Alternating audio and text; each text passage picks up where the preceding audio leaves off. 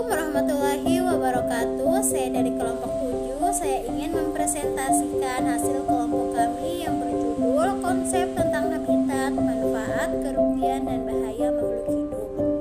Kelompok kami terdiri dari 2 orang, yaitu saya sendiri yang bernama Nur Sepa, NPM 30656062, dan teman saya yang bernama Dian Suryani Salsabila, NPM 3062056059.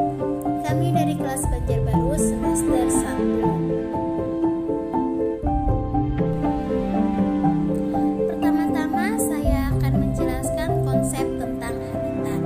Habitat adalah tempat suatu makhluk hidup tinggal dan berkembang biak.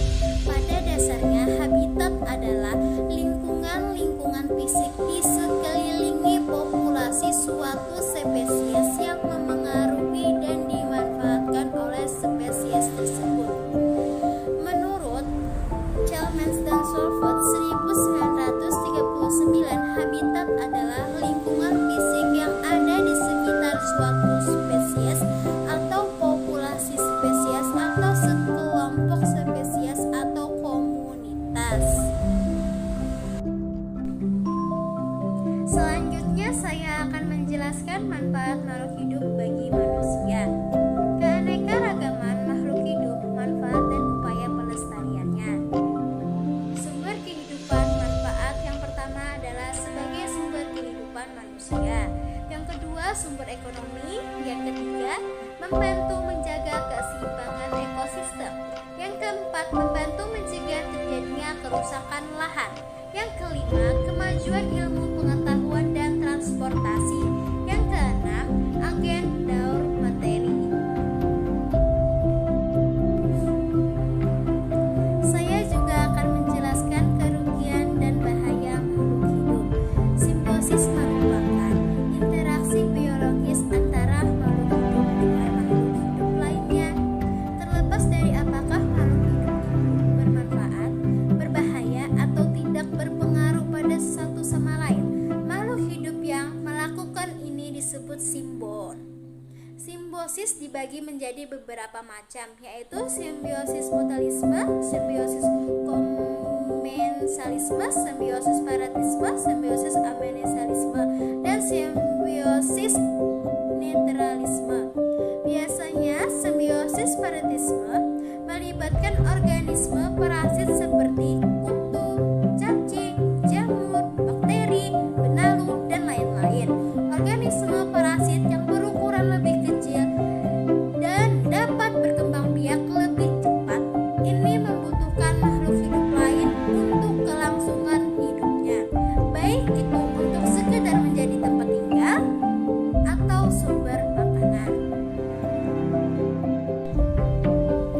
Contoh bahaya dan kerugian makhluk hidup. 1. Pencemaran lingkungan. Pencemaran lingkungan adalah masuk atau dimasukkannya makhluk hidup, zat energi atau komponen lain ke dalam lingkungan atau perubahan tatanan lingkungan akibat kegiatan manusia atau proses alam, sehingga kualitas lingkungan turun sampai ke tingkat tertentu yang menyebabkan lingkungan menjadi kurang atau tidak dapat berfungsi lagi sesuai peruntukannya. Di sini saya akan melanjutkan materi yang tadi disampaikan oleh Sepa, yaitu 2. Penggundulan hutan.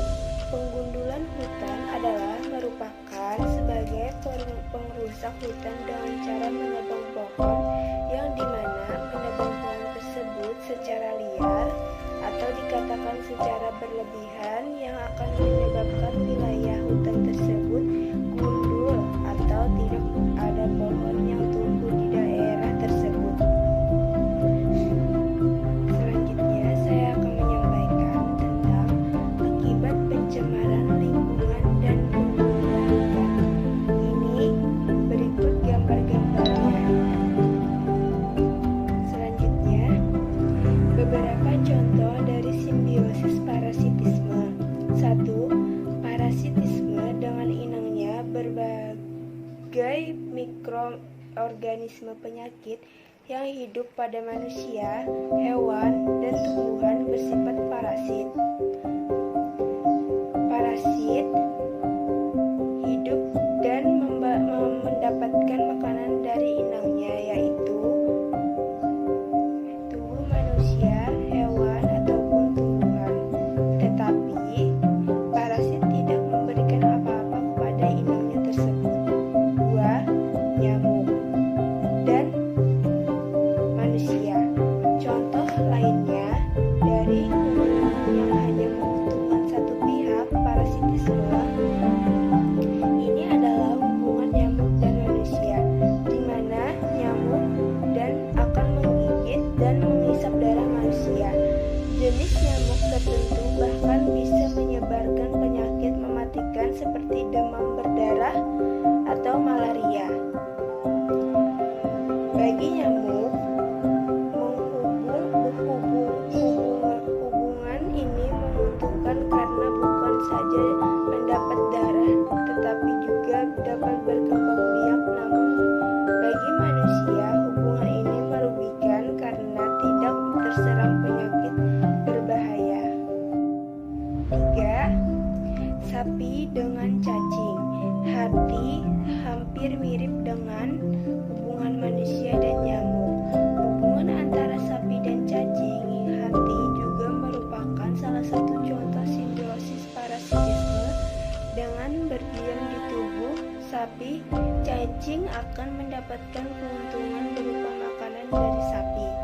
Sementara sapi akan mengalami kerugian karena kesehatannya menjadi terganggu dan membuat terserang penyakit.